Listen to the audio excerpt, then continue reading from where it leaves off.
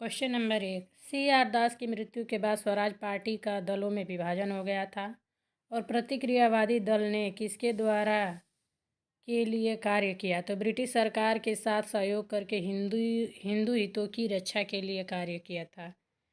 Swaraj party की स्थापना मार्च 1923 में C.R. दास और मोतीलाल नेहरू ने की थी। इस दल की विधायिकाओं में प्रवेश सरकार से सहयोग की नीति अपनाई गई, परंतु 1925 में C.R. दास की मृत्यु के बाद स्वराजी कई गुटों में बंट गए, जिसमें से प्रतिक्रियावादी समूह ने ब्रिटिश सरकार के साथ सहयोग के माध्यम से हिंदू हितों की रक्षा के लिए कार्य करने की नीति अपनाई। Question number 2। निम्नलिखित में से किसने भारतीय विश्वविद्यालयों में धार्मिक रक्षा के लिए प्रबलता से वकालत की? तो बाल गंगाधर तिलक ने, स्वामी विवेकानंद ने, महात्मा गांधी ने, मदन मोहन मालवीय ने। तो सही आंसर है डी, मदन मोहन मालवीय ने। भारतीय विश्वविद्यालयों में धार्मिक शिक्षा के लिए मदन मोहन मालवीय ने प्रबल रूप से वकालत की थी। मदन मोहन मालवीय अग्रणी राष्ट्रवादी तथा देशभक्त थे। वे आरंभ में एक स्कूल अध्यापक तथा बाद में व्यावसायिक वकील रहे। Question number 3। Rowlatt act, Gandhi Irwin समझौता पैक्ट और मार्लियामेंटो सुधार, इल्बर्ट बिल। तो इसका सही आंसर है ए, पहले इल्बर्ट बिल आया, फिर मार्लियामेंटो सुधार आया, फिर रौलट एक्ट, इसके बाद गांधी इरविन पैक्ट हुआ। इल्बर्ट बिल 1883 में, मार्लियामेंटो सुधार 1909 में, रौलट एक्ट 1919 में और गांधी इरविन समझौता 1931 में हुआ। उर्दू कवि जो द्वितीय और तृतीय गोलमेज सम्मेलन दोनों में के प्रतिनिधि थे, तो वह मोहम्मद इकबाल थे। उर्दू कवि मोहम्मद इकबाल ने द्वितीय और तृतीय गोलमेज सम्मेलनों में दोनों के प्रतिनिधि रहे। ब्रिटिश काल के दौरान भारत का शीर्ष न्यायालय निम्नलिखित में से कौन सा था? प्रिवी काउंसिल था। ब्रिटिश काल के दौरान भारत का शीर्ष न्यायालय प्रिवी काउंसिल था। वर्ष 1901 के सिंचाई आयोग का अध्यक्ष कौन था? सर सी स्कॉट मोनक्रिए। कर्जन ने वर्ष 1901 में सर कॉलिन स्कॉट मोनक्रिए की अध्यक्षता में एक सिंचाई आयोग का गठन किया और आयोग के सुझाव पर सिंचाई के क्षेत्र में कुछ महत्वपूर्ण सुधार किए। अगला है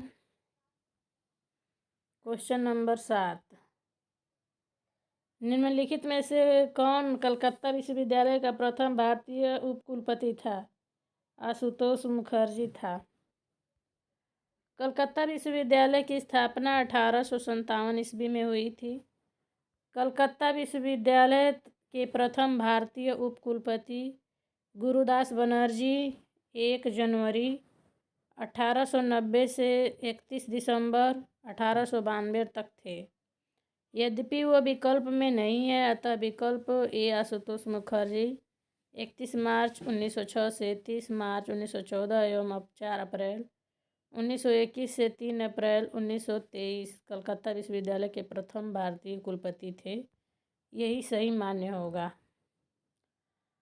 प्रथम अखिल भारतीय महिला सम्मेलन किस वर्ष हुआ था? 1927 में। प्रथम अखिल भारतीय महिला सम्मेलन की बैठक वर्ष 1927 में पूना में महारानी चिमना साहब गायकवाड़ की अध्यक्षता में संपन्न हुई। मार्गरेट बेने सम्मेलन में सचिव नियुक्त हुई। महिला शिक्षा को प्राथमिकता इस सम्मेलन का मुख्य उद्देश्य था। निम्नलिखित में से किसने 1884 में डेक्कन एजुकेशन सोसाइटी की स्थापना की? बाल गंगाधर तिलक ने। डेक्कन एजुकेशन सोसाइटी की स्थापना 1880 ईस्वी में मूलतः न्यू इंग्लिश स्कूल के प्रारंभ के साथ पुणे में की गई थी तथा 1884 ईस्वी में डेक्कन एजुकेशन सोसाइटी औपचारिक रूप से गठित की गई। इस संस्था के संस्थापकों में भी बीके चिपलुंकर और बीजी तिलक एवं एम बी नाम जोशी प्रमुख थे। जस्टिस रानाडे इस सोसाइटी के संस्थापक नहीं बल्कि इसके 5 संरक्षकों में से एक थे। बंगाल टेनेंसी एक्ट किस वर्ष लागू हुआ? 1885 में। बंगाल काश्तकारी अधिनियम बंगाल टेनेंसी एक्ट 1885 ईस्वी में लागू हुआ। वर्ष 1912 में जब बिहार से अलग हुआ तब उसने इस एक्ट को यथावत अंगीकार कर लिया। इस एक्ट के निर्माण का उद्देश्य जमींदार काश्तकार के भूमि संबंधित अधिकारों को प्रख्यात करना था। निम्नलिखित में से कौन सा डेविड रिकार्डो के लगान सिद्धांत का हिस्सा नहीं था? तो वो है किसी समय प्रचलित और लगान औसत लगान। किसी समय प्रचलित औसत लगान पर भूस्वामी का वैधानिक अधिकार होता था। यही सही नहीं है, बाकी सारे सही हैं। जैसे कि कुल उत्पादन के अधिशेष भाग पर कर लगाने का अधिकार राज्य के पास था। भू उत्पादकता में वृद्धि के लिए अधिशेष उत्पादन पर इस प्रकार लगाया गया कर जोतदारों को और अधिक मेहनत के लिए प्रेरित करेगा।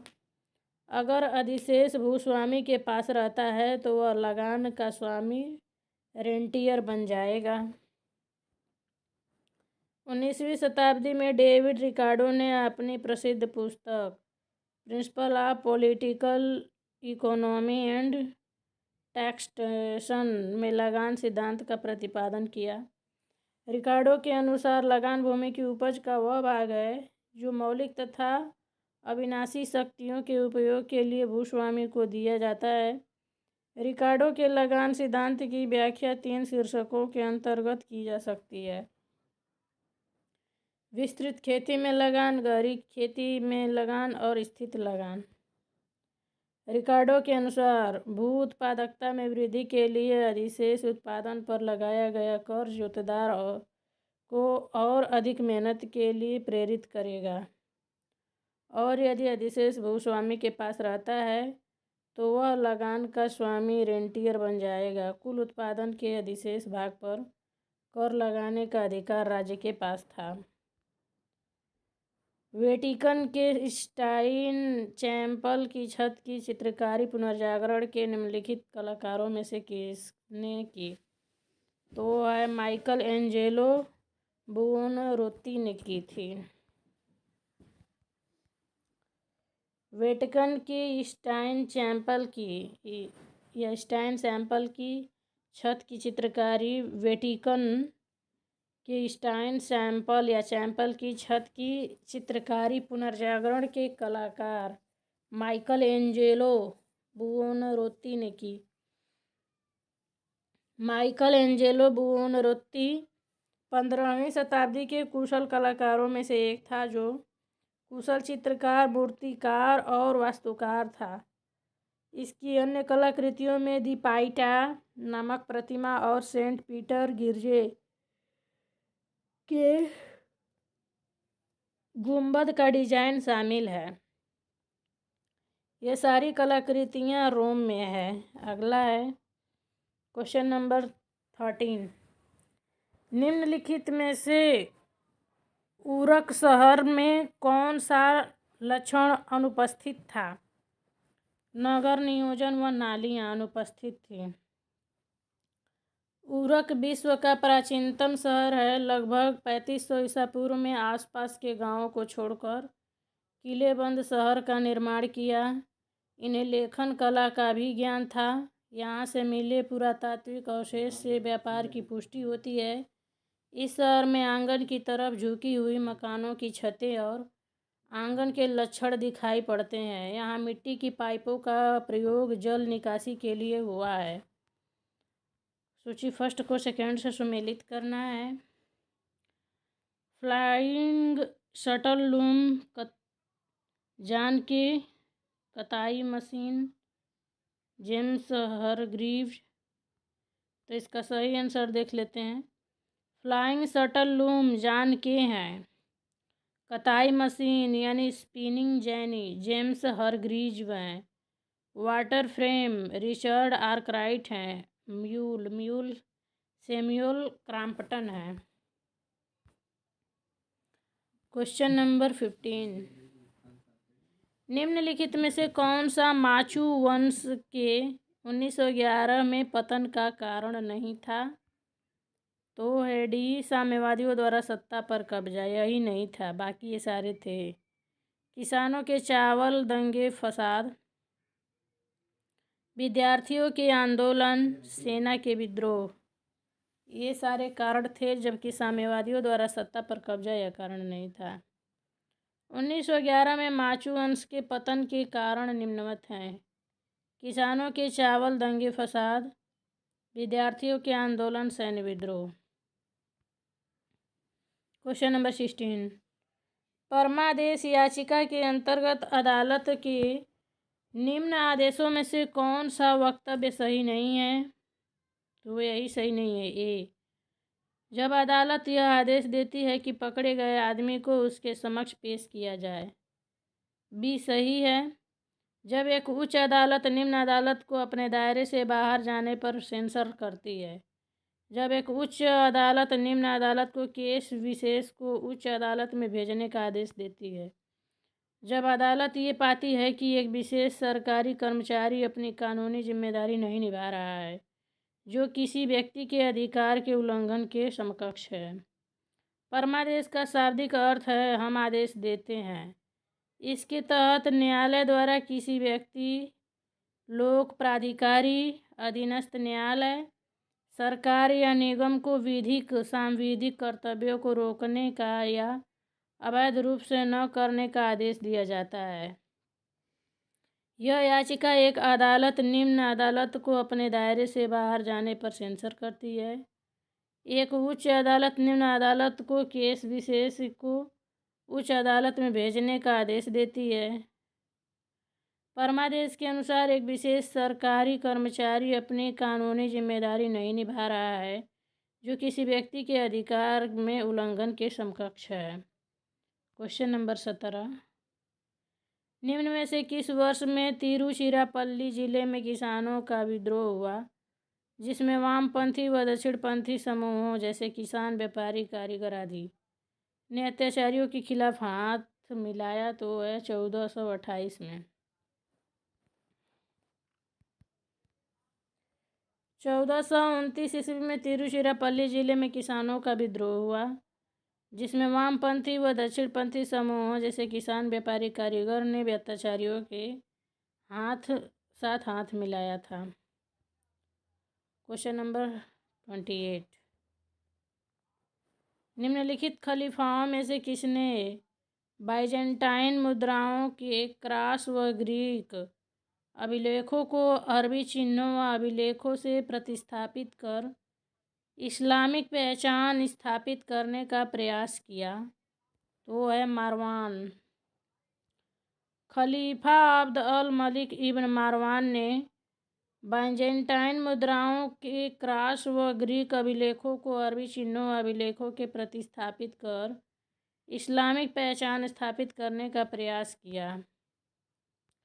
अरब साम्राज्य, प्राचीन ईरानी साम्राज्य, पूर्वी रोमन साम्राज्य, पश्चिम रोमन साम्राज्य। तो अरब साम्राज्य में राजधानी अरब साम्राज्य की दमिश्क थी। प्राचीन ईरान साम्राज्य की राजधानी थी पर्सिपोलिस।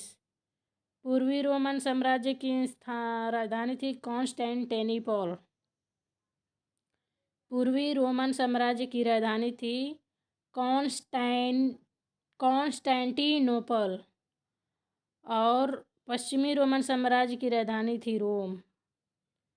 क्वेश्चन नंबर 20, निम्नलिखित प्रोटेस्टेंट नेताओं में किसने पवित्र रोम के सम्राट चार्ल्स वी द्वारा अवैध घोषित करने पर उसका विरोध किया?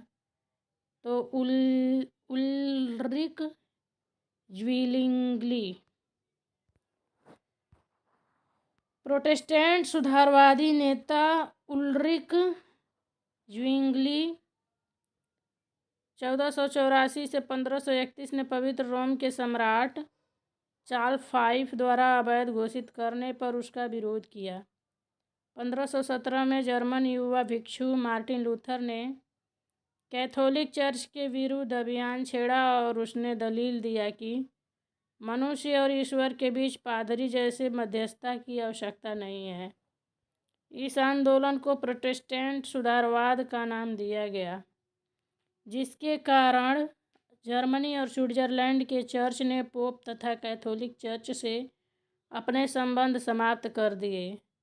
स्विट्जरलैंड में लूथर के विचारों को उल्रिक ज्विंगली और उसके बाद जॉन कैल्विन ने काफ़ी लोकप्रिय बनाया। लूथरवादी अंग्रेज विलियम टिंडेल ने भी व्यर्थ में अंधविश्वासों और झूठे सिद्धांतों का विरोध किया तथा प्रोटेस्टेंटवाद का समर्थन किया। उन्होंने 1506 ईस्वी में अंग्रेजी भाषा में बाइबिल का अनुवाद किया। अगला क्वेश्चन है 21। डॉक्टर विलिंगस्टन जो अफ्रीका में दवा व पश्चिमी धर्म ले गए थे, ने किस कारण से सरकार से हस्तक्षेप के लिए आग्रह किया? तो गुलामों के अपराधों को कम करने के लिए। डॉक्टर डेविड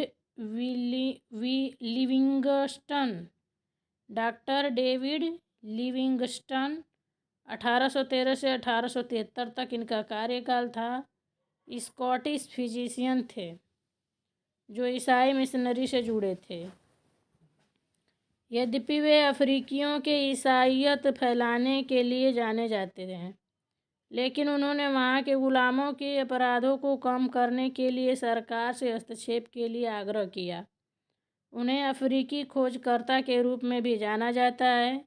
वह पहले गोरे व्यक्ति थे जिन्होंने महाद्वीप की पश्चिमी सीमा से पूर्वी सीमा तक की यात्रा की और पहली बार विक्टोरिया झरना देखा था। Question number 22। तो फर्स्ट को सेकंड से सुमेलित करना है। भारत में गुलाब की खेती का प्रथम सीधा संदर्भ, रेशम उत्पादन का बंगाल में उल्लेख, बीज बोने के भारतीय मशीन की प्रथम जानकारी, गन्ने की भारतीय कोल्हू की प्रथम जानकारी। तो आइए देखते हैं यहाँ सही सुमेलन क्या है इसका। भारत में गुलाब की खेती का सीधा संदर्भ था बर्नी से 1857 में। रेशम उत्पादन का बंगाल में उल्लेख मिलता है माहुआन 1422 में। बीज बोने की भारतीय मशीन की प्रथम जानकारी बारबोसा 1516 ईस्वी में देता है। गन्ने के भारतीय कोल्हू की प्रथम जानकारी करेरी 1695 में दिया जाता है। अगला है 1291 ईस्वी में धर्म युद्धों के दौरान निम्नलिखित में से किसने ईसाइयों को ये जेरूसलम से बाहर निकाला? तो वो है मामलूक तुर्क। 1291 ईस्वी में धर्म युद्धों के दौरान मामलुक तुर्कों ने ईसाइयों को जेरूसलम से बाहर निकाला। अरबों ने जेरूसलम को 638 ईस्वी में जीत लिया था। पश्चिमी यूरोप के ईसाइयों ने 1095 और 1291 के बीच अपने धर्म की पवित्र भूमि जेरूसलम में स्थित ईसा मसीह की समाधि का गिरजाघर मुसलमानों से छीनने और अपने अधिकार में करने के प्रयास में जो युद्ध किए उनको बाद में धर्म युद्ध का नाम दिया गया। लेकिन धर्म युद्ध करने वाले फिलिस्तीन में कुछ तटवर्ती शहरों और ईसाई तीर्थयात्रियों के लिए जेरूसलम में तटवर्ती शहरों में मुक्त रूप से प्रवेश के सिवाय और कुछ प्राप्त नहीं कर सके। मिस्र के शासकों मामलुकों ने अंततः 1291 ईस्वी में धर्म युद्ध करने वाले सभी ईसाइयों को समूचे फिलिस्तीन से बाहर निकाल दिया गया। इंग्लैंड में शुरुआती उद्योगों की वृद्धि के लिए निम्नलिखित में से कौन सा कारक जिम्मेदार नहीं था? अधिक ब्याज, यही जिम्मेदार नहीं था। बाकी सारी जिम्मेदारियां थी, जैसे कि बुनियादी कच्चे माल पर नियंत्रण यानी कोयला और कपास, कृषि उत्पादन में सुधार, जनसांख्यिकी लाभ, ये सब कारण थे। औद्योगिक क्रांति इंग्लैंड में हुई।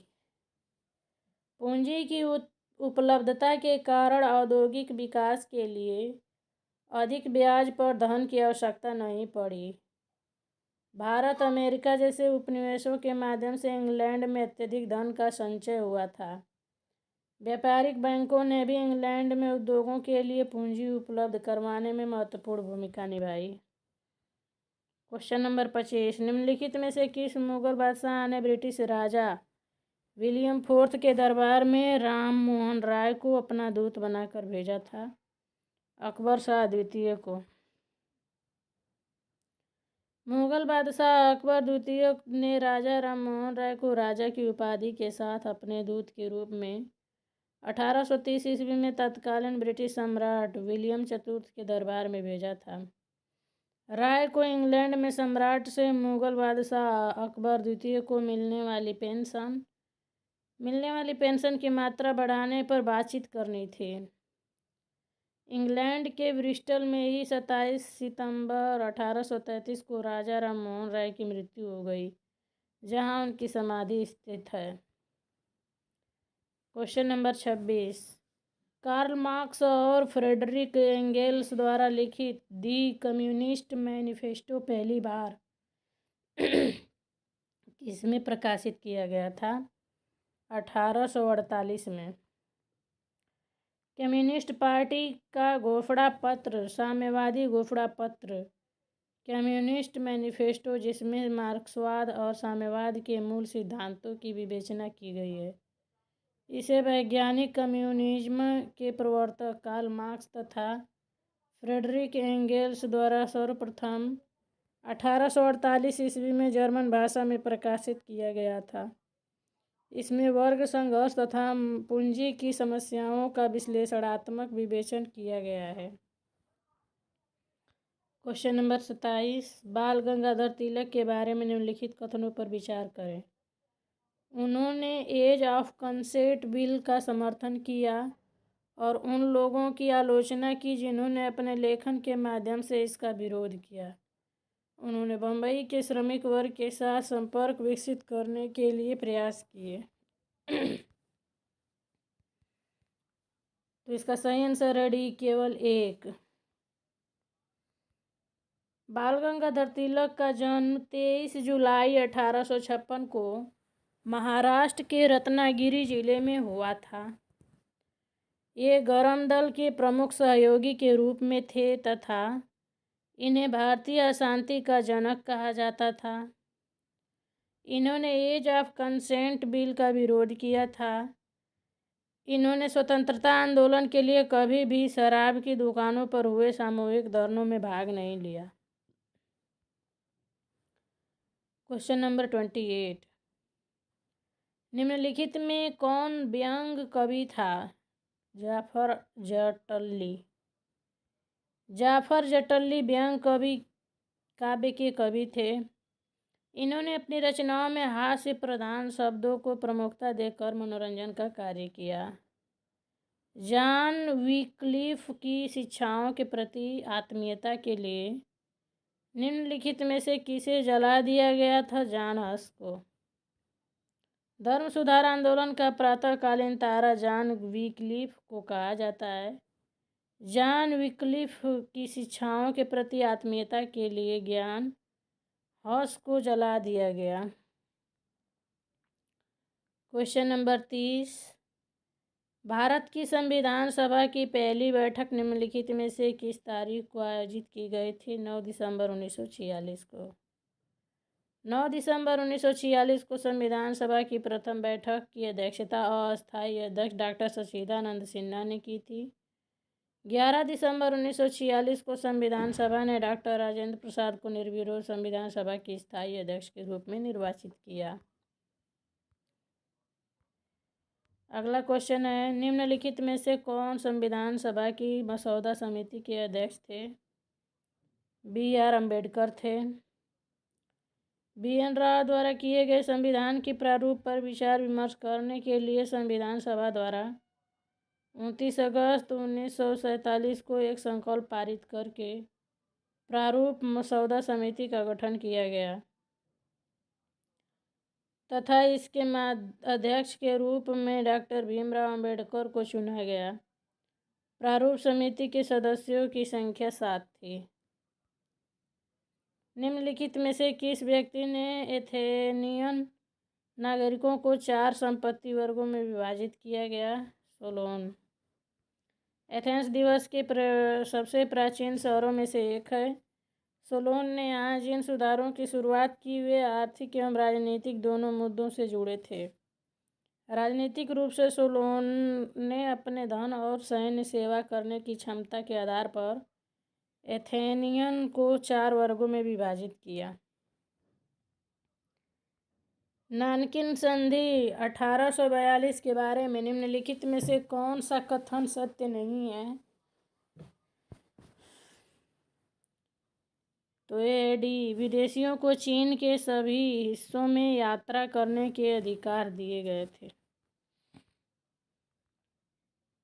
नानकिन की संधि 1842 इसमें एक शांति संधि थी, जिसने अगस्त 1942 को यूनाइटेड किंगडम और चीन के मध्य हुए प्रसिद्ध अफीम युद्ध 1839 से 1842 को समाप्त कर दिया गया था। इस संधि का मूल उद्देश्य कैंटन सिस्टम द्वारा लगाए गए विदेशी व्यापार के ढांचे को बदलना था, जो ब्रिटेन को संधि द्वारा प्राप्त बंदरगाहों में व्यंजन भेजने का अधिकार प्रदान किया गया। संधि द्वारा स्थानीय चीनी अधिकारियों के साथ सीधे संवाद करने का अधिकार दिया गया था। विदेशियों को चीन के साथ सभी हिस्सों में यात्रा करने का अधिकार नहीं दिया गया था। क्वेश्चन नंबर 34, निम्नलिखित में से किसने बेटनबर्ग के फैसले यानी बेटनबर्ग के कैसल चर्च के दरवाजों पर 95 शोध पोस्ट किए थे? मार्टिन लूथर ने। मार्टिन लूथर ईसाई धर्म में प्रोटेस्टेंटवाद नामक सुधारात्मक आंदोलन चलाने के लिए विख्यात है। चर्च की परंपरागत शिक्षा यह थी कि बपतिस्मा ईसाई दीक्षा स्नान द्वारा मनुष्य आदि पाप से मुक्त हो जाता है, किंतु लूथर की धारणा थी कि बपतिस्मा संस्कार के बाद भी मनुष्य पापी ही रह जाता है। चर्च के प्रति विद्रोह के क्रम में लूथर ने वेटनबर्ग के कैसल चर्च के दरवाजों पर 95 शोध पोस्ट किए थे। संविधान सभा के निम्नलिखित में से किस सदस्य ने शराबबंदी को राज्य के नीति निर्देशक के रूप में शामिल करने की बात की, जो कि देश के सबसे प्राचीन लोगों के धार्मिक अधिकारों के साथ छेड़छाड़ था? तो जयपाल सिंह। संविधान सभा के सदस्य तथा हॉकी के बेहतरीन खिलाड़ी जसपाल सिंह मुंडा सामाजिक न्याय के पक्षधर थे। उन्होंने राज्य के नीति निर्देशक के रूप में शराबबंदी को शामिल करने की बात कही, क्योंकि यह देश के प्राचीन लोगों के धार्मिक अधिकारों के साथ छेड़छाड़ था, जिससे उनका निरंतर पतन हो रहा था। निम्नलिखित में से किसने 1187 में हानि पर यरूशलेम की सेवा को निर्णायक रूप से हराया? सलादीन। यूरोप के ईसाइयों ने 1995 से 1291 के मध्य यूरोप के ईसाइयों ने 1095 से 1291 के मध्य अपने धर्म की पवित्र भूमि फिलिस्तीन और उसकी राजधानी यरूशलेम में स्थित ईसा की समाधि को मुसलमानों से छीनने और अपने अधिकार में करने के जो प्रयास किए उसे सलीबी युद्ध, ईसाई युद्ध या क्रूस कहा जाता है। इसी क्रम में द्वितीय क्रूस युद्ध 1188 से 92 के दौरान सुल्तान अलाउद्दीन या सलादीन, जिसका कार्यकाल है 1137 से 1193 के नेतृत्व में यरूशलेम के ईसाई राजा हत्तिन को युद्ध में परास्त कर जेरूसलम पर अधिकार कर लिया। अगला क्वेश्चन नंबर 37। निम्नलिखित में से किस संस्था ने रोमन सम्राटों पर ट्रिब्यूनियन और प्रोकास्न्यूलर शक्तियों को न्यौछावर किया? सीनेट ने। रोमन सीनेट प्राचीन रोम की एक राजनीतिक संस्था थी। प्रारंभिक अवस्था में यह कम प्रभावशाली थी, किंतु सम्राटों के ट्रिब्यूनियन तथा प्रोकांस्यूलर शक्तियाँ प्रदान करने के कारण इसकी प्रासंगिकता बढ़ गई। तत्पश्चात यह रोम में मुख्य शासी निकाय बना तथा विदेश कानून, वित्त तथा धार्मिक जैसे महत्वपूर्ण विषयों में सम्राटों को अधिकार प्राप्त हुआ। निम्नलिखित में से कौन सी इस्लामी प्रथा सीरियाई ईसाई प्रथा की याद दिलाती है? सलात। इस्लाम तथा ईसाई दोनों एक ईश्वरवादी धर्म है। ईसाई धर्म के प्रवर्तक ईसा मसीह का जन्म दक्षिण पश्चिम एशियाई देश इसराइल से 4 ईसा पूर्व हुआ था, जबकि इस्लाम धर्म के संस्थापक पैगंबर मोहम्मद का जन्म 570 ईस्वी में हुआ था। सीरियाई ईसाई प्रथा में ईश्वर के प्रति मनुष्य की कृतज्ञता का वर्णन है, जो इस्लामी प्रथा सलात यानी प्रार्थना में भी स्पष्ट दिखाई पड़ती है। इसके अनुसार हर मुसलमान के लिए 2 दिन में 5 बार नमाज पढ़ना अनिवार्य है, जो ईश्वर के प्रति आस्था एवं विश्वास को दर्शाती है। निम्नलिखित व्यक्तियों में से किसने महिलाओं के लिए आरक्षण के पक्ष में संविधान सभा में बातचीत की थी? रेणुका राय ने। संविधान सभा में कुल 15 महिलाएं थीं, जिसमें बेगम एजाज रसूल एकमात्र मुस्लिम महिला थीं।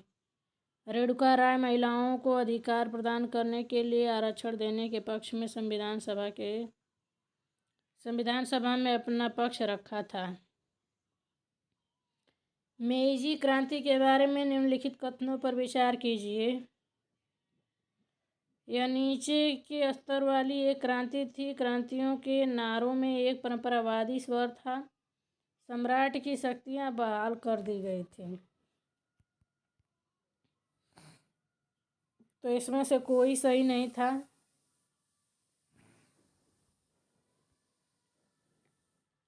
मेइजी क्रांति 1868 ईस्वी में क्योटो में हुई एक राजनीतिक क्रांति थी, जिसके द्वारा टोकागावा योशिनोबु को जापान का शासक बनाया गया। इस क्रांति ने सम्राट की शक्तियां बहाल कर उन्हें उत्तरदायित्व प्रदान किया और इसे आम जन निचले स्तर की क्रांति भी कहा जाता है। इस क्रांति के नारों जैसे देश को समृद्ध करे, सेना को मजबूत कर दिए, जिसमें एक परंपरावादी स्वर दिखाई पड़ता है। अतः तीनों कथन सत्य है। यूरोप पर निम्नलिखित किसने कब्जा किया था? इस कब्जे ने धर्म युद्ध का नेतृत्व किया। जेरूसलम। अरबों ने जेरूसलम को ईसाइयों से 638 ईस्वी में जीता। यूरोप के ईसाइयों ने 1095 से 1291 के बीच अपने धर्म की पवित्र भूमि जेरूसलम में स्थित ईसा मसीह की समाधि का गिरजाघर मुसलमानों से छीनने और अपने अधिकार में करने के प्रयास में जो युद्ध किए, उसके बाद में धर्म युद्ध कहा गया। Question number 42। भारत आने वाले पहले जहाज का नाम क्या था? Red dragon. भारत में आने वाला पहला अंग्रेजी जहाज रेड ड्रैगन था। कैप्टन हॉकिंस के नेतृत्व में हेक्टर नामक पहला अंग्रेजी जहाज 1608 ईस्वी में सूरत के बंदरगाह पर आकर रुका था। हॉकिंस की वह प्रथम अंग्रेजी व्यक्ति था जिसने समुद्री मार्ग से भारत की भूमि पर कदम रखा था। दिए गए विकल्प में हेक्टर नहीं है, रेड ड्रैगन है, तो उसी जहाजी बेड़े का नाम शामिल जिसमें हेक्टर जहाज था। 8 राष्ट्रों का गठबंधन सन 1900 की गर्मियों के बक्सर विद्रोह के जवाब के रूप में स्थापित एक अंतर्राष्ट्रीय सैन्य गठबंधन था जिसमें कुल कितने राष्ट्र शामिल थे?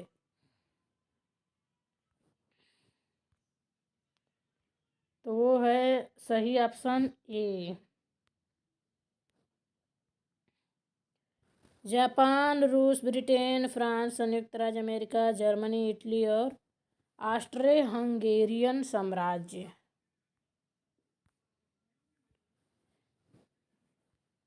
वर्ष 1900 में चीन में बक्सर विद्रोह हुआ था। वर्ष 1900 की गर्मियों में बक्सर विद्रोह के जवाब के रूप में स्थापित एक अंतर्राष्ट्रीय सैन्य गठबंधन 8 राज्यों के संगठन का था। इसमें जापान, रूस, ब्रिटेन, फ्रांस, संयुक्त राज्य अमेरिका, जर्मनी, इटली और ऑस्ट्रेलिया साम्राज्य शामिल थे। सामंतवाद क्या है? एक भूमि आधारित सामाजिक, आर्थिक और राजनीतिक प्रणाली। सामंतवाद शब्द का प्रयोग मध्यकालीन यूरोप के आर्थिक, विविध राजनीतिक और सामाजिक संबंधों का वर्णन करने के लिए किया जाता है। यह जर्मन शब्द फ्यूड से बना है जिसका अर्थ है एक भूमि का टुकड़ा, और यह एक ऐसे समाज को इंगित करता है जो किसी फ्रांस और बाद में इंग्लैंड और दक्षिणी इटली में भी विकसित हुआ। इस प्रकार सामंतवाद एक भूमि आधारित नासिक आर्थिक और राजनीतिक प्रणाली है। भारतीय संविधान की मुख्य कौन सी अनुसूची भाग के मुद्दे से वंचित थी?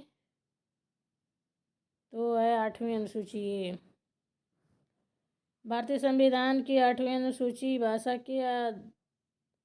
भाषा से संबंधित है। मूलतः से 8वीं अनुसूची में कुल 14 भाषाएं थी। वर्तमान में इसके अंतर्गत 22 भाषाएं हैं। 5वीं अनुसूची अनुसूचित क्षेत्रों और अनुसूचित जनजातियों की अप्रसारण व नियंत्रण से संबंधित है। 7वीं अनुसूची में संघ और राज्यों के मध्य शक्तियों का विभाजन के बारे में दिया गया है, जो इसके अंतर्गत 3 सूचियां हैं: संघ सूची, राज्य सूची, समवर्ती सूची। 6ठी अनुसूची में असम, मेघालय, त्रिपुरा और मिजोरम राज्यों में जनजातीय क्षेत्रों के प्रशासन का प्रावधान है। अगला क्वेश्चन है क्वेश्चन नंबर 46।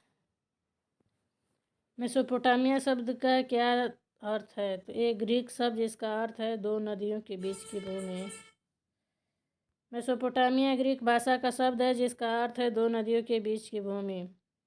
मेसोपोटामिया फरात और दजला नदियों के बीच स्थित एक प्राचीन शहर है जो सैंधव सभ्यता के समकालीन थी। वर्तमान में यह इराक गणराज्य का हिस्सा है। मेसोपोटामिया की सभ्यता अपनी संपन्नता, शहरी जीवन, विशाल एवं समृद्ध साहित्य, गणित और खगोल विद्या के लिए प्रसिद्ध था। काउंटर सुधार क्या है? इसे कैथोलिक सुधार के रूप में भी जाना जाता है। डी सही है। काउंटर सुधार को कैथोलिक सुधार के रूप में भी जाना जाता है। यह 17वीं शताब्दी के मध्य एक धार्मिक सुधार के खिलाफ विकसित कैथोलिक चर्च का एक धार्मिक आंदोलन था। इसके द्वारा रोमन कैथोलिक चर्च के भीतर सुधार किए जाते थे। 1891 में जनगणना आयुक्त थे बेंस। 1891 के जनगणना आयुक्त जेवारियस एथिलेस्टन बेंस थे।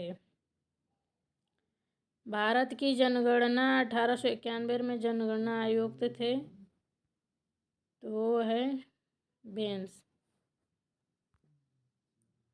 नटाल स्थित है दक्षिण अफ्रीका में। नटाल दक्षिण अफ्रीका में स्थित एक ब्रिटिश उपनिवेश था। वर्तमान में यह दक्षिण अफ्रीका के प्रांत क्वाज़ुलु नटाल का हिस्सा है। वर्ष 1991 में निम्न में से कौन सा अधिनियम पारित किया गया था? भारतीय सुधार पत्र, संकटकालीन शक्तियाँ अधिनियम। 20वीं शताब्दी के 14 दशक में राजनैतिक आंदोलन में आई गति तथा महात्मा गांधी द्वारा आरंभ किए गए सविनय अवज्ञा आंदोलन के कारण सरकार ने वर्ष 1930 में समाचार पत्रों पर अधिक अच्छा नियंत्रण करने की भावना से एक नया समाचार पत्र अध्यादेश जारी कर दिया। इसके अनुसार वर्ष 1910 के अधिनियम के सभी आदेश पुनः लागू कर दिए गए। वर्ष 1931 में सरकार ने भारतीय समाचार पत्र संकटकालीन शक्तियाँ अधिनियम पारित किया, जिसने प्रांतीय सरकारों को सविनय अवज्ञा आंदोलन के प्रचार को बदलने के लिए अत्यधिक शक्तियाँ दे दी गई। Bengal tenancy vernacular press act, Ilbert bill, royal tiles act. तो सही आंसर है बी। 1876 ईस्वी में अंग्रेजी संवाद के रॉयल टाइटिल्स एक्ट अथवा राज उपाधि अधिनियम पारित किया, जिसने महारानी विक्टोरिया को कैसर-ए-हिंद की उपाधि से विभूषित किया गया। भारतीय समाचार पत्रों को नियंत्रित करने के लिए लॉर्ड लिटन ने 1878 ईस्वी में वर्नाकुलर प्रेस एक्ट लागू किया गया था। इल्बर्ट बिल का विवाद 1883 से 84 ईस्वी में गवर्नर जनरल लॉर्ड रिपन के कार्यकाल में हुआ था। बंगाल टेनेंसी एक्ट 1884 ईस्वी में पारित किया गया था। इस प्रकार बी सही उत्तर है। Question number 53। नेपाल के साथ अंग्रेजों ने सगोली की संधि कब की? 1816 में। नेपाल के साथ अंग्रेजों ने सगोली की संधि 1816 में की थी। इस संधि से अंग्रेजों को गढ़वाकर तथा कुमाऊं क्षेत्र के जिले मिले। कंपनी की उत्तरी तथा उत्तर पश्चिमी सीमाएं हिमाचल तक पहुंच गई तथा अंग्रेजों को शिमला, मसूरी, रानीखेत, बाड़ौर, नैनीताल जैसी स्वास्थ्यवर्धक स्थानों के अवस्थान मिले। NEFA को कालांतर में किस नाम से जाना जाता है? अरुणाचल प्रदेश। नेफा अर्थात नॉर्थ ईस्ट फ्रंटियर एजेंसी द्वारा ब्रिटिश भारत का एक राजनीतिक संभाग का पुष्प संभाग था। बाद में यह स्वतंत्र भारत में अरुणाचल प्रदेश के रूप में एक भारतीय राजा बना। Question number 55।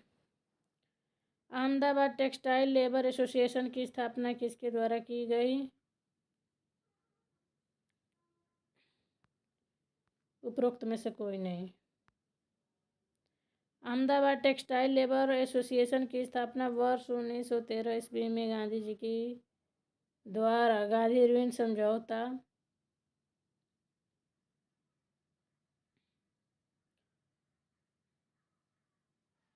अहमदाबाद में मिल मालिकों और मजदूरों के फ्लैग बोनस को लेकर विवाद छिड़ा था। इसमें ट्रिब्यूनल ने 25 मजदूरों को 25% बोनस देने का निर्णय सुनाया गया था। 1950-52 के मध्य जम्मू के डोंगरों के संघर्ष का प्रयोग किया। नेतृत्व किसने किया? तो वो है कौर्ड सिंह ने। वर्ष 1950-52 के मध्य जम्मू के डोगरों के संदर्भ का नेतृत्व वर्ग 1600 से 1650 ईस्वी। यह संघर्ष वर्ष 1950-52 में जम्मू में हुए सुधारों के लिए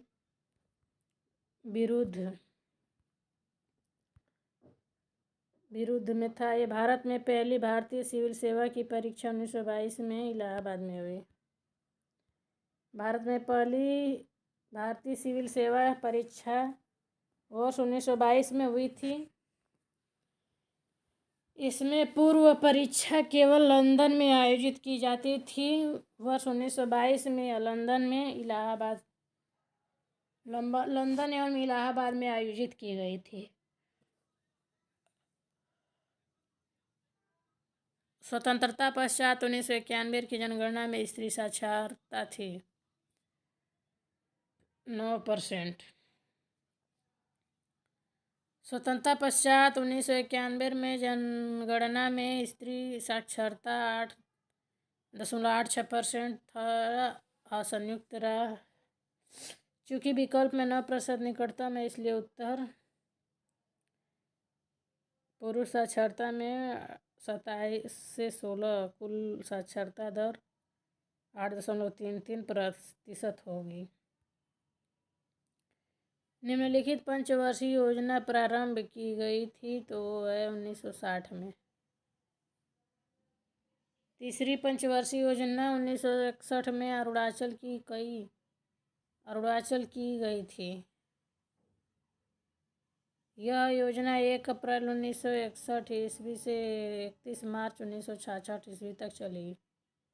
इसका उद्देश्य प्रथम तथा द्वितीय पंचवर्षीय योजनाओं को आगे ले जाना था। वर्ष 1962 में भारत चीन सीमा विवाद, 1965 में भारत पाक युद्ध तथा 2 वर्ष तक लगातार सूखा के कारण यह योजना अपने उद्देश्यों को प्राप्त करने में असफल रही। नरसिंह मेहता किस भक्ति शाखा से जुड़े थे? वैष्णव भक्ति शाखा से। नरसिंह मेहता वैष्णव भक्ति शाखा से जुड़े थे। वे 15वीं सदी के गुजरात के संत कवि थे। उनके द्वारा रचित वैष्णव जन तो तेनो कहिए भजन गांधी जी का प्रिय भजन था। M1617 संबंध है आर्यों से, द्रविड़ों से। मुंडा से, सही आंसर है सी, मुंडा से। भारत के विभिन्न जनजातियों के विविध वास क्षेत्रों में अलग अलग संकेतों के माध्यम से विभाजन किया गया है। यह 7 मुंडा जातियों से संबंधित है। अस तुलसीदास महाकाव्य का लेखक कौन है? कामोन्स। अस तुलसीदास महाकाव्य का लेखक कामोन्स था। कामोन्स एक यूरोपीय साहित्य था।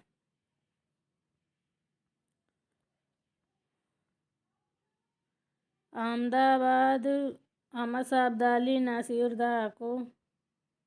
नादिर शाह को सेनापति था। उसने 1747 से लेकर 1767 ईस्वी के बीच भारत पर लगभग 7 बार आक्रमण किया। 1708 ईस्वी में एक अफगान ने छुरा मारकर गुरु गोविंद सिंह की हत्या कर दी। वांडीवास का युद्ध 22 जनवरी 1760 को ब्रिटिश तथा फ्रांसीसी सेनाओं के बीच हुआ। 1761 ईस्वी में पांडिचेरी का पतन हुआ। तो आइए सही सुमेलन यहाँ देख लेते हैं। बीकाजी बीकानेर, होशंग शाह मांडू, अहमद शाह बीदर, प्रतापरुद्र उड़ीसा। संयुक्त प्रांत में नगर पालिकाओं की स्थापना हुई है तो 1868 में। संयुक्त प्रांत में नगर पालिकाओं की स्थापना वर्ष 1868 में हुई। बांग्लादेश सरकार के निर्माण की घोषणा की गई तो 16 मार्च 1971 में। बांग्लादेश का स्वतंत्रता संग्राम वर्ष 1971 में हुआ। 26 मार्च 1971 को शेख मुजीबुर रहमान ने पाकिस्तान के विरुद्ध स्वतंत्रता संग्राम की घोषणा की। 10 अप्रैल 1971 को अस्थायी सरकार का गठन मुजीबनगर में स्वतंत्रता की घोषणा के लिए साथ किया गया। दिसंबर 1991 में पाकिस्तान की पराजय हुई। बांग्लादेश अपना स्वतंत्रता दिवस 26 मार्च को मनाया जाता है। किस देश के संदर्भ में कार्टज प्रणाली का उल्लेख हुआ है? पुर्तगाल में।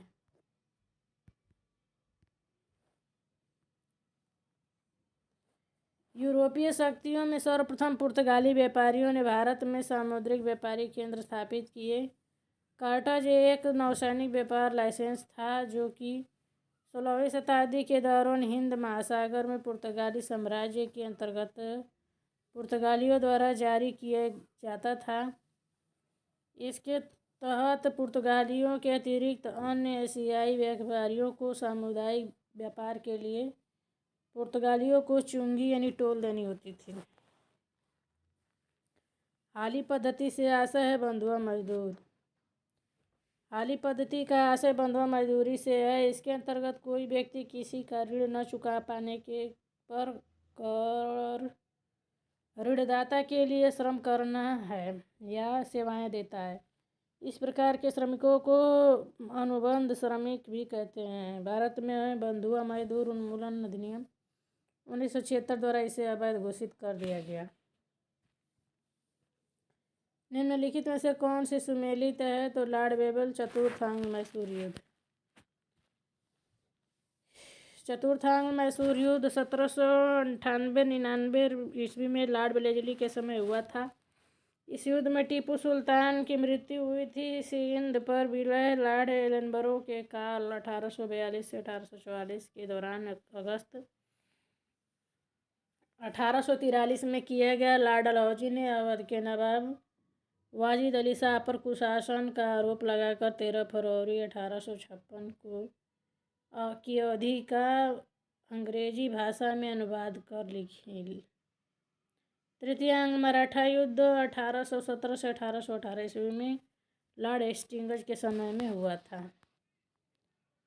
निम्नलिखित भारतीय शासकों में से कौन सर्वप्रथम सहायक संधि में सम्मिलित हुआ है? तो वो है निजाम अली।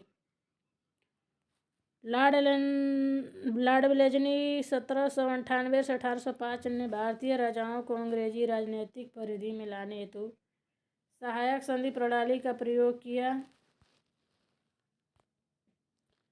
वर्तमान शासकों में से सर्वप्रथम 1798 ईस्वी में निजाम अली हैदराबाद सहायक संधि की सम्मिलित हुआ।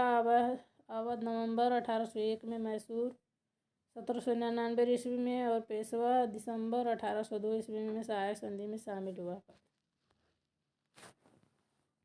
भारतीय सरकार के साथ हैदराबाद के निजाम के विराम समझौता पर किस तिथि को हस्ताक्षर किया गया? 29 मार्च 1947। भारतीय सरकारों के साथ हैदराबाद के निजाम ने 29 नवंबर 1947 को विराम समझौता पर हस्ताक्षर किया। भारत के स्वाधीन होने के बाद भारत में लगभग 562 विदेशी रियासतों विद्यमान की। हैदराबाद, जूनागढ़ और कश्मीर का विलय ने कार्रवाई के द्वारा नेपाल का उल्लेख सबसे अंत में बगैर सैन्य इकाइयों के किया गया था।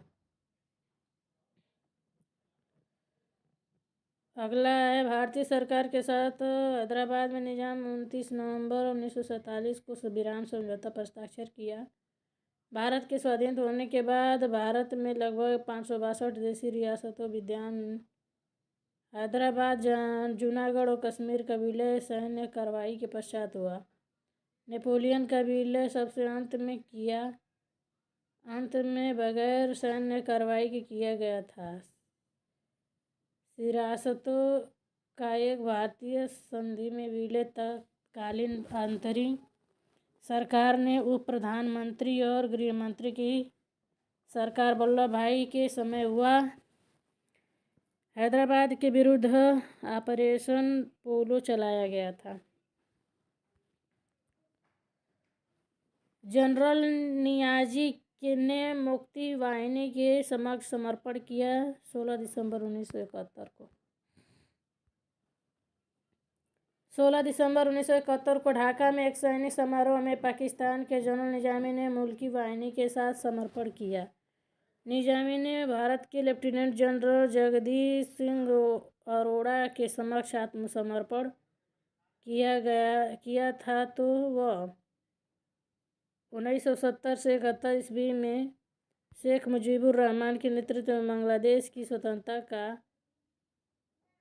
आंदोलन प्रारंभ हुआ था और 16 दिसंबर 1971 को स्वतंत्रता बांग्लादेश का उदय हुआ।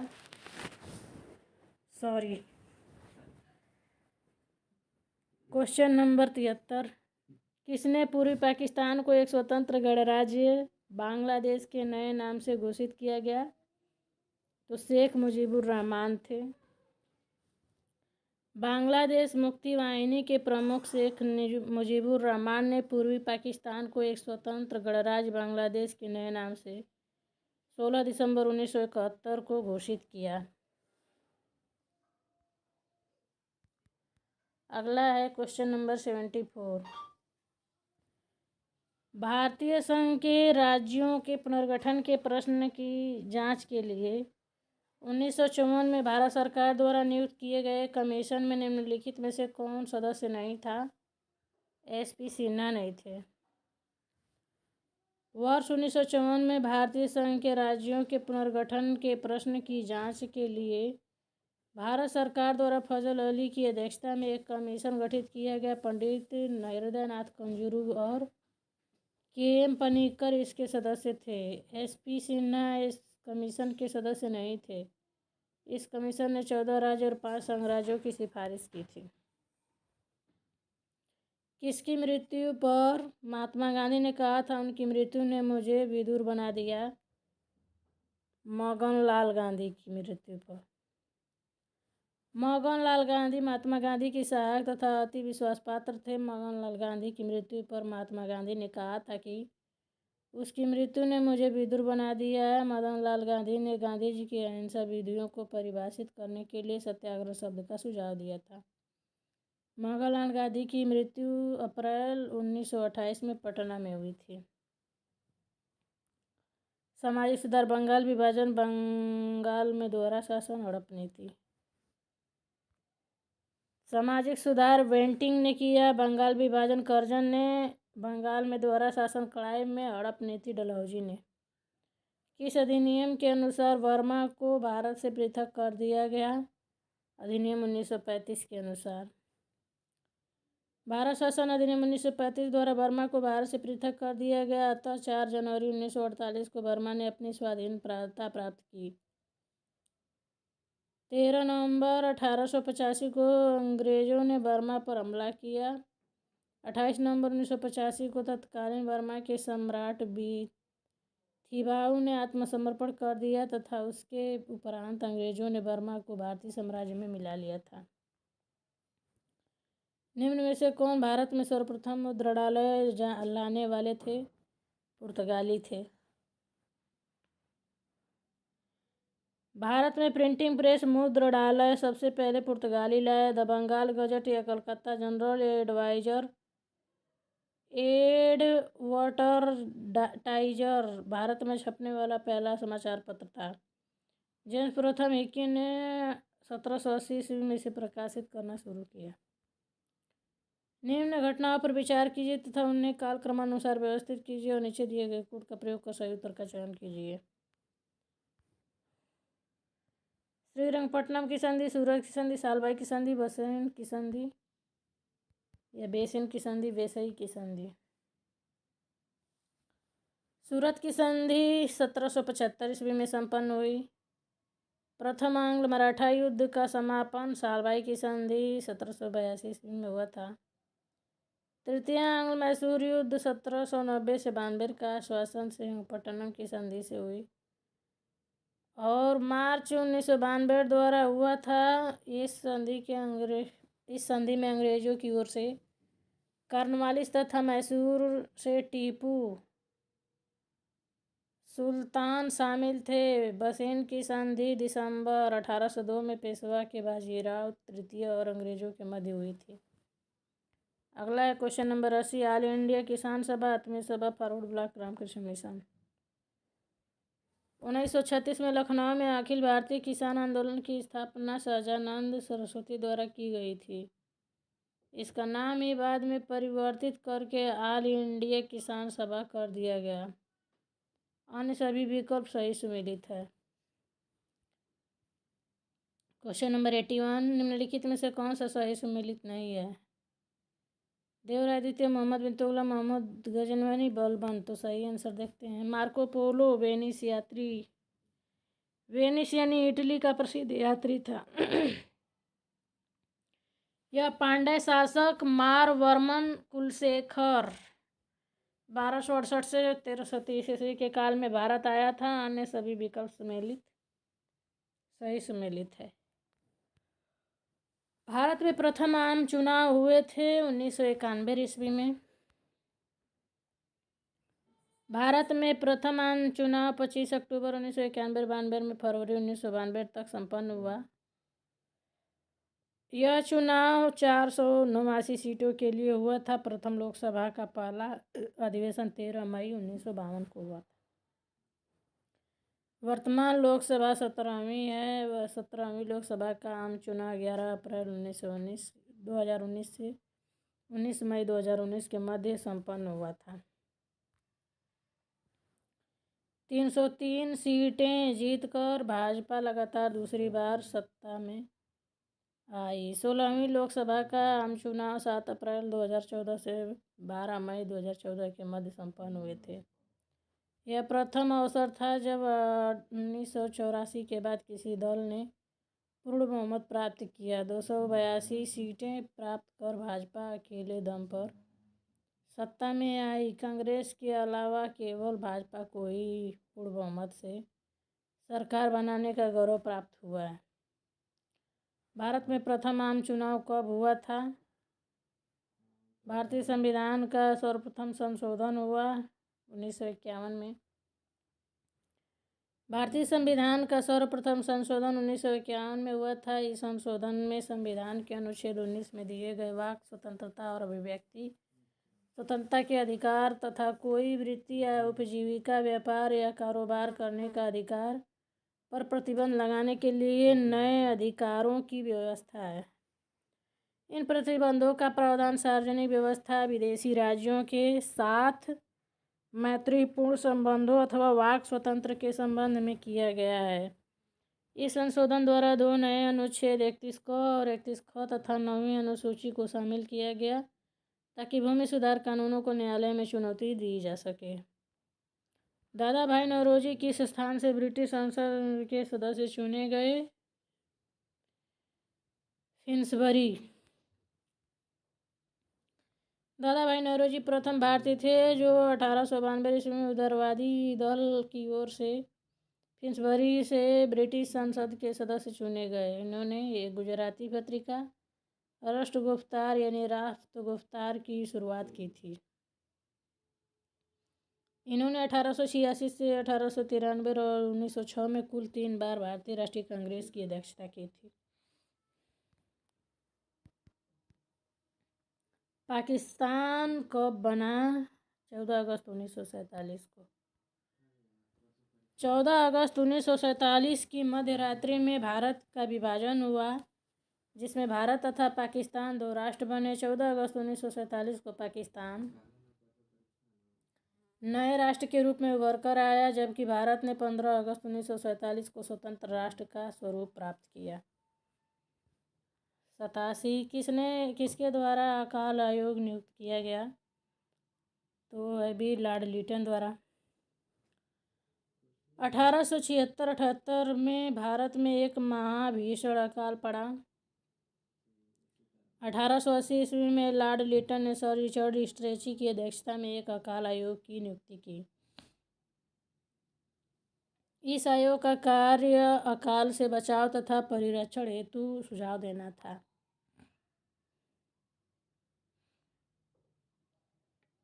कौन सा कथन सत्य नहीं है? तो डी नहीं है सत्य। स्वदेशी आंदोलन गांधी जी ने 1905 में प्रारंभ किया, यह गलत है, बाकी सब सही है। 1905 में बंगाल विभाजन हिंदू और मुसलमानों में अलगाव पैदा करने के लिए उद्देश्य किया गया था, सही है। मुस्लिम लीग की स्थापना 1906 में आगा खां द्वारा की गई थी, सही है। लखनऊ समझौता हिंदू मुस्लिम एकता स्थापित करने की दिशा में एक महत्वपूर्ण अग्रिम कदम था। बंगाल विभाजन स्वदेशी आंदोलन बंगाल विभाजन के विरोध में फलस्वरूप 1905 में प्रारंभ किया गया था, जबकि गांधी जी दक्षिण अफ्रीका से जनवरी 1915 में स्वदेश लौटे। भूदान आंदोलन किसने प्रारंभ किया था? विनोबा भावे ने। आचार्य विनोबा भावे द्वारा भूदान आंदोलन का प्रारंभ 18 अप्रैल 1951 को तत्कालीन आंध्र प्रदेश के तेलंगाना क्षेत्र में पोचमपल्ली ग्राम में किया गया। भूदान आंदोलन भूमि सुधार करने, कृषि में संस्थागत परिवर्तन लाने की एक कोशिश थी। प्रसिद्ध गांधीवादी रचनात्मक कार्यकर्ता आचार्य विनोबा भावे 1950 के दशक में आरंभ में इन आंदोलन के लिए गांधीवादी तकनीकों एवं रचनात्मक कार्यों तथा ट्रस्टीशिप जैसे विचारों को प्रयोग में लाए। जयप्रकाश नारायण भी सक्रिय राजनीति छोड़कर वर्ष 1953 में भूदान आंदोलन से जुड़ गए थे। वर्ष 1955 के अंत तक भूदान आंदोलन ने एक नया रूप धारण कर लिया, हुआ था ग्रामदान। ग्रामदान आंदोलन की शुरुआत उड़ीसा में हुई और वहाँ यह सफल रहा। क्वेश्चन नंबर 90,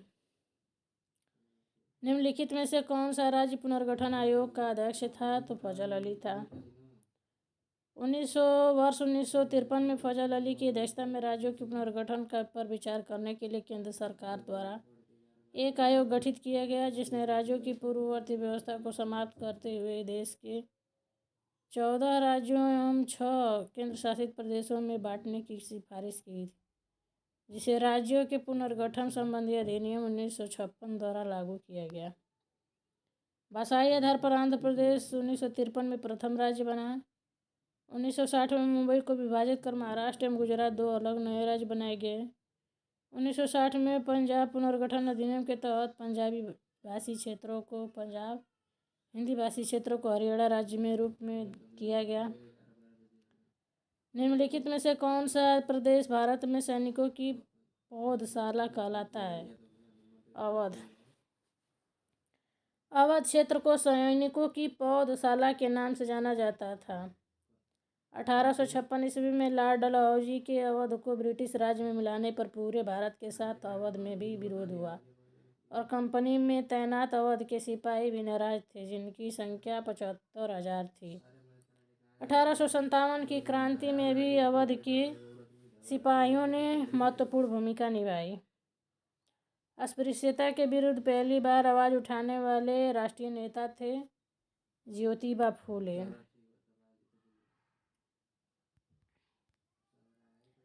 क्वेश्चन नंबर 102, कब भारतीय साम्यवादी दल की स्थापना हुई थी? 1924 में। उत्तर प्रदेश की कम्युनिस्टों के ग्रुप के नेता सत्यभक्त ने 1 सितंबर 1924 में कानपुर में भारतीय साम्यवादी दल की स्थापना की घोषणा की। सत्यभक्त स्वयं इस पार्टी के सचिव बने।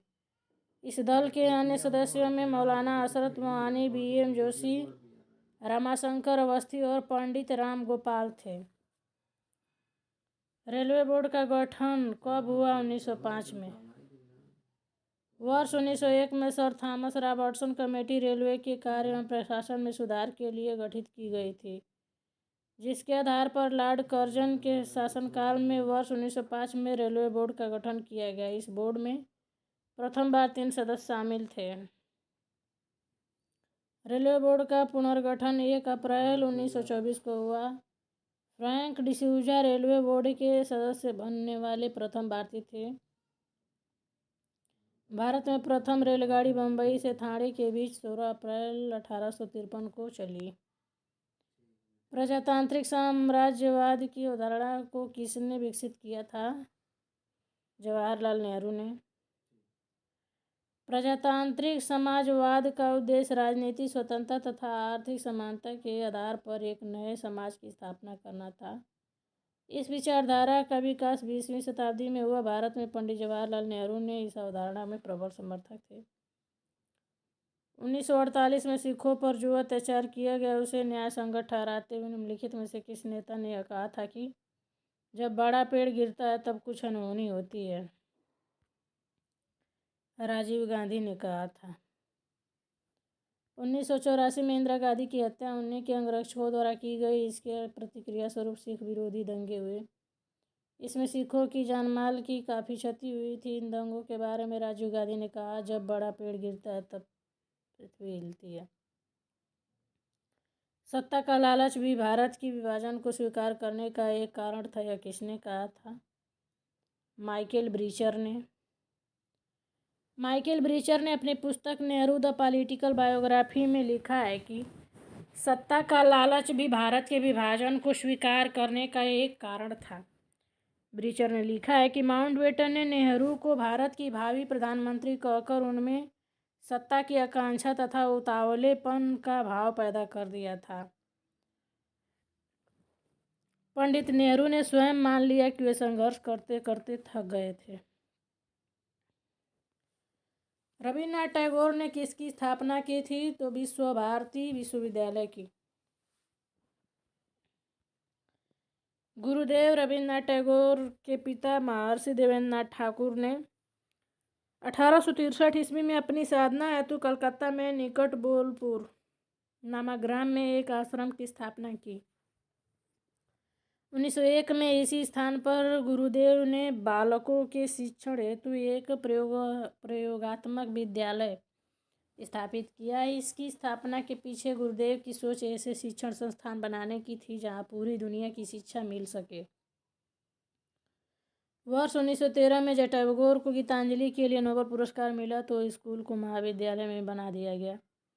1951 में केंद्र सरकार ने इसे विश्वविद्यालय घोषित किया। विश्व भारती केंद्रीय विश्वविद्यालय आज भी गुरुकुल संस्कृति की मिसाल है। यहाँ कुलपति को आचार्य और उपकुलपति को उप आचार्य कहा जाता है।